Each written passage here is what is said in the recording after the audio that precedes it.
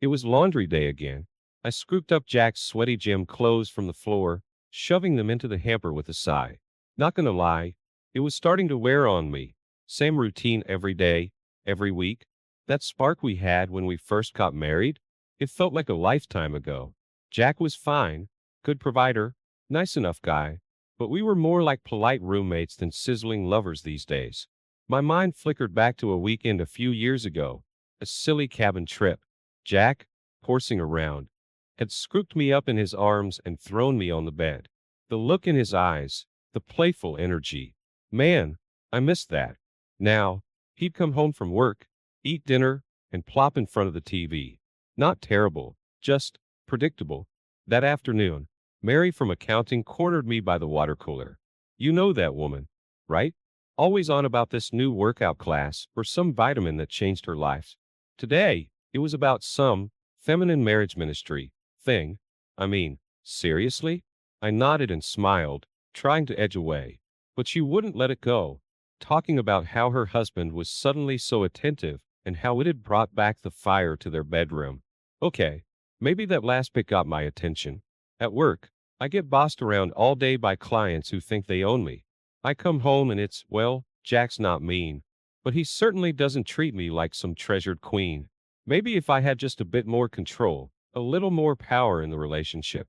The idea was both ridiculous and terrifyingly tempting. That night, I just couldn't shake the image of Mary, so damn confident. Normally I'd roll my eyes at anything like this ministry stuff, but what if? I hesitated, then opened my laptop. A quick search brought up sites, first the wholesome kind, then the stuff that definitely wasn't meant for your average housewife. I felt hot and cold all at once. This was so not me. Then again, maybe it was exactly the kick in the pants I needed. In a moment of pure insanity, reckless insanity, the kind I usually only get after a couple margaritas, I opened my messenger app and typed a single line to Mary. Tell me more. And like that, I crossed a line I didn't even know was there. Looking back now, I'd never admitted to another soul. But with that one message, I wasn't just curious and a little freaked out. I was strangely excited. Something was seriously wrong with me, and something was about to seriously change. The weirdest part? It felt less sleazy than I expected and more like a project. And yeah, I was hooked. I felt like a spy being handed my first mission. Mary suggested Mike, the IT guy. Nice smile, always helpful, but honestly, I'd barely noticed him before. Yet the idea was genius. Mildly attractive, but totally not my type. So there was zero chance of actual feelings muddying the waters. It was purely an exercise. The next day I spent a ridiculous amount of time planning my outfit. Not too sexy, but hinting at the bombshell I could be if I wanted, right? When Mike came over to fix a printer glitch, I swear the man practically tricked over his own feet. I made a big deal of faking him, batting my eyelashes just a bit, casually mentioning how my non-techie brawn always admired his computer magic. He blushed. Success? Later, cornering him near the coffee machine, it took everything I had to suggest a proper thank you coffee outside of work. Bless his nerdy heart, he seemed more flustered than anything, but he agreed. The coffee date was weird, mostly me trying to lead the conversation, while Mike talked about fixing his mom's laptop. But as I was leaving with that awkward half-hug thing guys do, I got it. He'd looked at me, just for a second, with something akin to desire, and it sent a shiver down my spine. I wasn't smitten, not even close, but I held that tiny flicker of power over him, and it was intoxicating. At home that night, I snapped to Jack over something. He looked genuinely surprised at my outburst. Usually, these little tiffs blew over. This time it hung in the air, unresolved. A nasty little thrill shot through me. Was I awful? Maybe. But also, weirdly, kind of powerful. So, Mary didn't even try to hide the eagerness in her voice. I filled her in on Mike. She high-fived me. Seriously, a high five. Then her tone shifted. That's good. Now ditch the dweeb. Next target needs to up the ante. Think about it. What do you really desire? I thought about it more than I should have. The new client, tall, impeccably dressed, exuding an old-school gentleman vibe mixed with a dangerous edge. Or maybe that hotshot in sales, cocky, but the way he carried himself, It was pure masculinity. The images flitting through my mind weren't about how they looked. It was about how they'd make me feel. Desired, dominant, in control. Was I officially losing my mind? This wasn't just a harmless exploration thing anymore. And that was the terrifyingly thrilling part. Mary's idea of a girls' night out was less about cocktails and more about recon missions. The club she chose had all the classic ingredients: deafening music, overpriced drinks, and a sea of bodies swaying under those throbbing neon lights. I spent an embarrassing amount of time primping, ditching the cardigans and comfy jeans for a dress that showed some serious leg and clung in all the right places. The way Mary grinned at me made me feel both like a naughty schoolgirl and a predator about to pounce. Tonight, Mary declared, her voice barely audible over the din, is all about attitude. You're not seeking permission, you're giving orders. Watch me. I watched as she worked the room, not with overt flirting, but with a magnetic energy that drew men to her. It wasn't just looks, she radiated confidence. An air of forbidden delights offered only to those she deemed worthy. And damn if it didn't work. Within the hour, she had a small entourage of hopeful suitors, all vying for that subtle nod that meant he was the chosen one.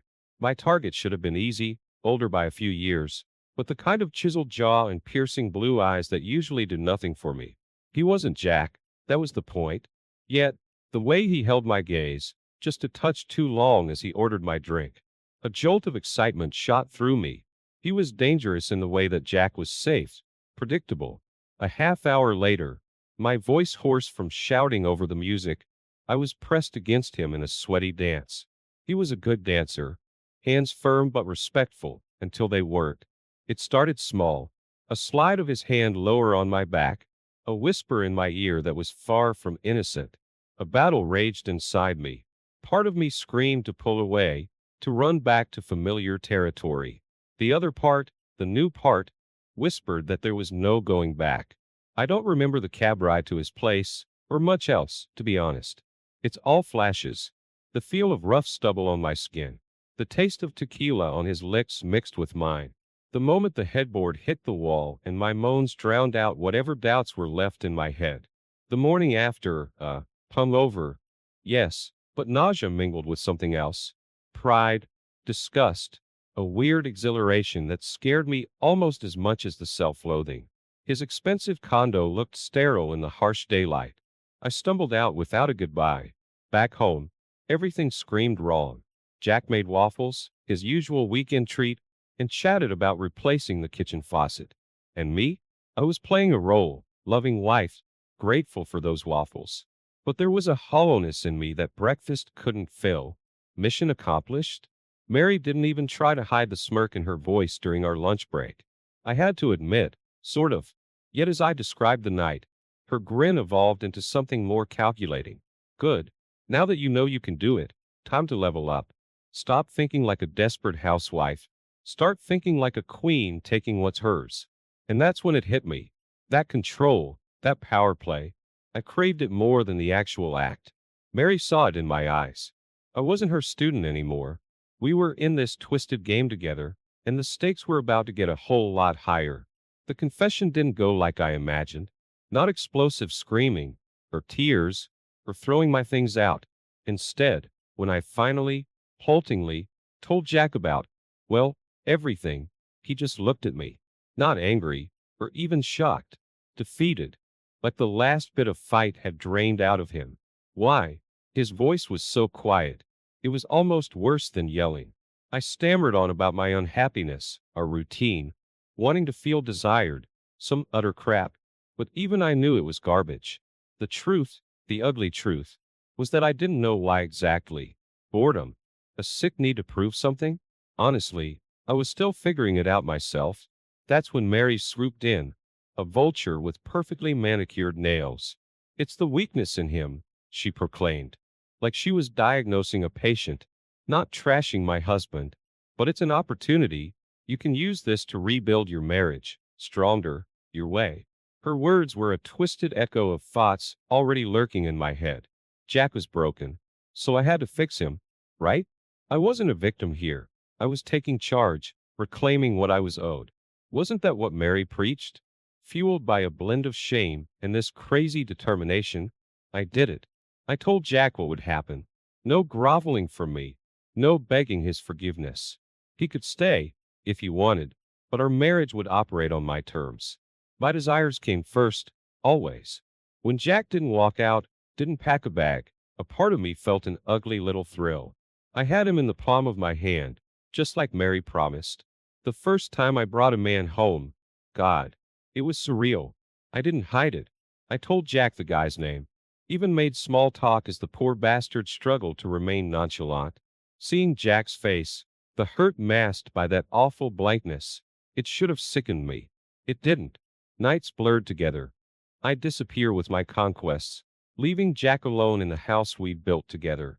Days became this awful charade of normalcy, with me pretending to give a damn about his work, his hobbies, like none of this had blown our world to bits. The office was its own form of hell. Word had spread, subtly but unmistakably, about the shift happening to some of the wives. Mary's crew, we were called, the ones who dressed differently, moved differently. People watched me, not with disgust exactly, but curiosity mixed with pity.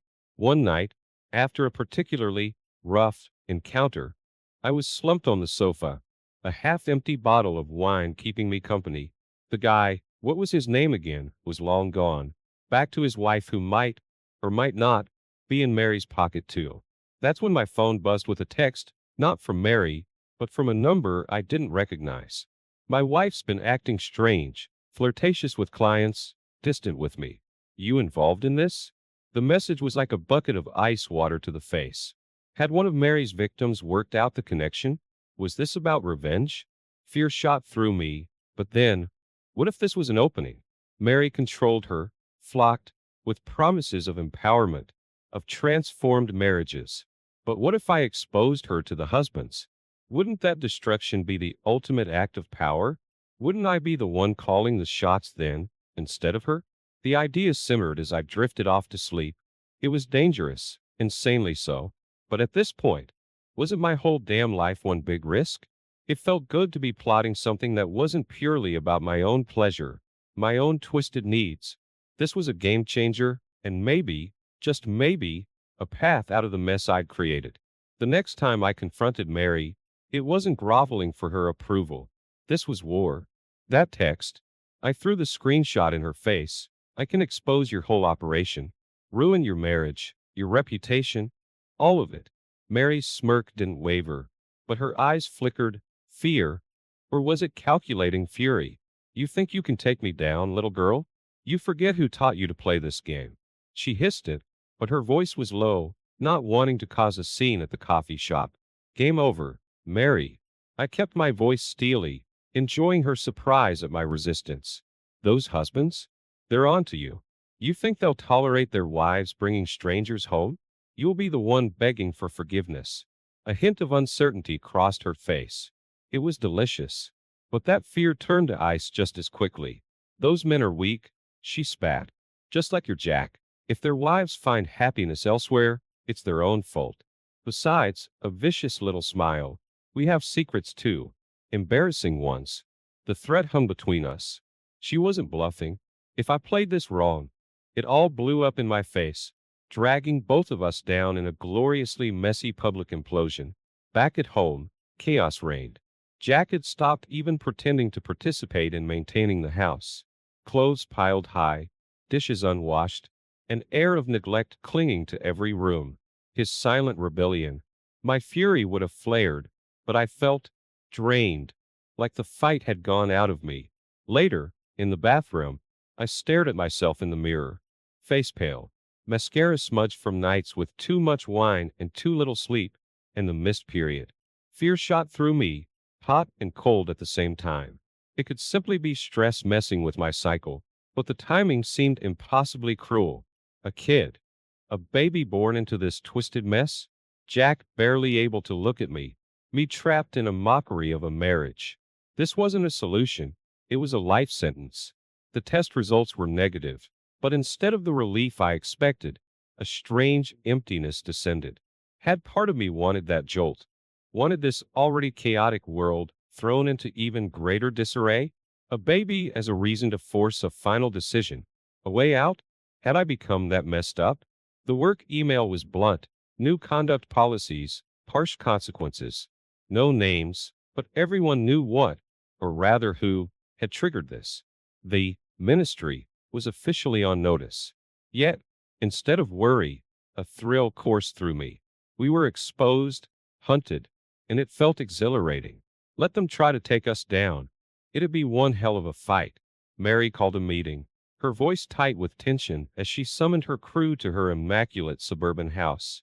This wasn't a victory celebration, this was a war room. While the others panicked, I watched Mary. Was this escalation, or a last-ditch effort to maintain control? One thing was for sure, there was no going back to the shadows, not anymore. I wondered if she'd see me as a threat, or a potential ally. Meanwhile, my own little homegrown threat seemed to be stirring. Catching glimpses of Jack hunched over his laptop late at night, scribbling in a notebook he hid when I entered the room. I wasn't the only one with a secret agenda. The thought, instead of sparking anger, ignited a twisted anticipation.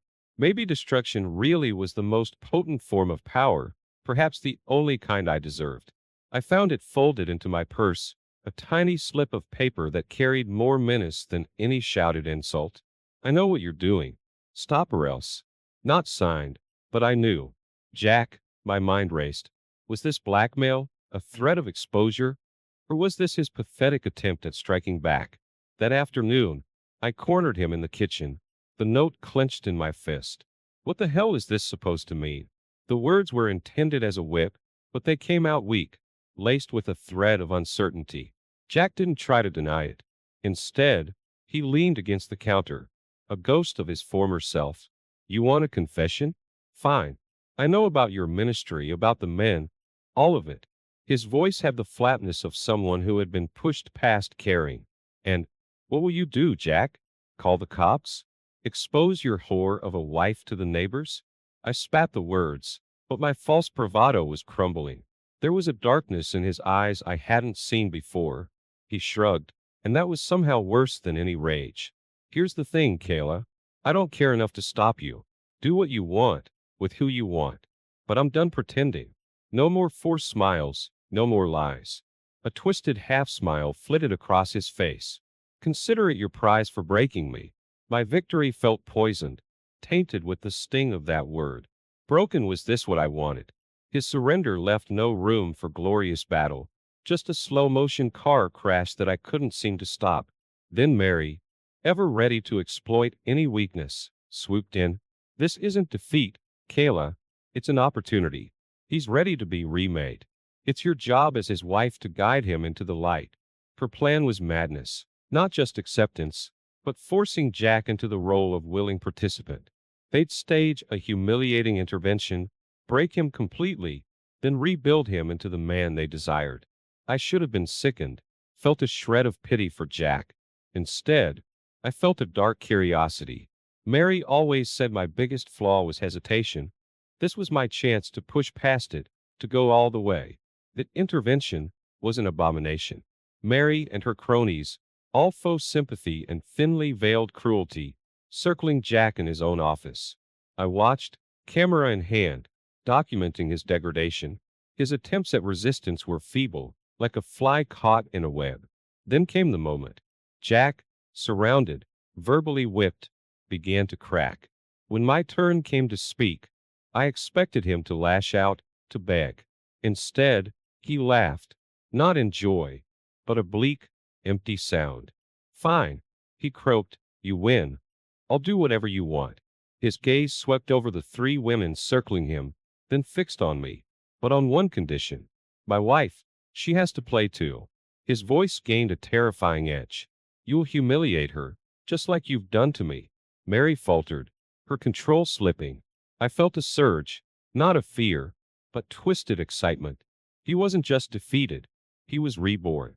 Not into their submissive ideal, but into something far more dangerous. A monster of their own creation, or perhaps of mine.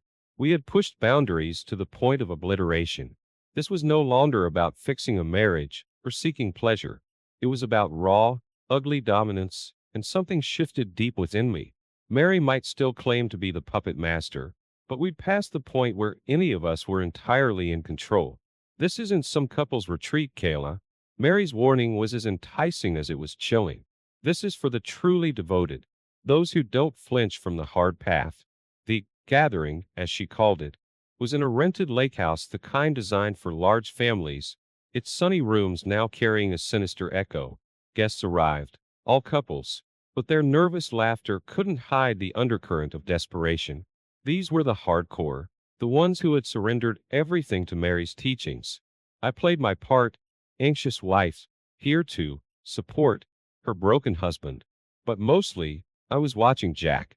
Each round of drinks, each humiliating task they forced him to perform, it should have ignited rage in me. Instead, I felt a sick detachment, like we were characters in some dark play I had written, but didn't control.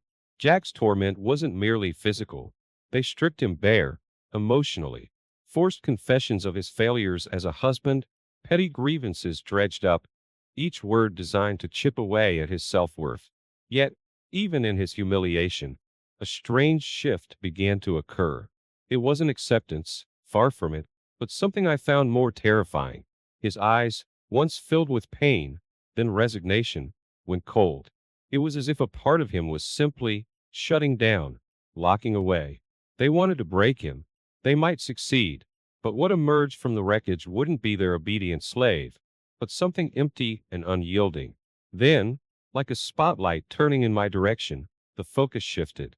Jack has made his sacrifices, Mary purred, that relentless smile never faltering. Now, Kayla, it's your turn to prove yourself. The demand was shrouded in vague terms of loyalty, of commitment. But we all knew what this meant. This was the moment they separated the dabblers from the true converts.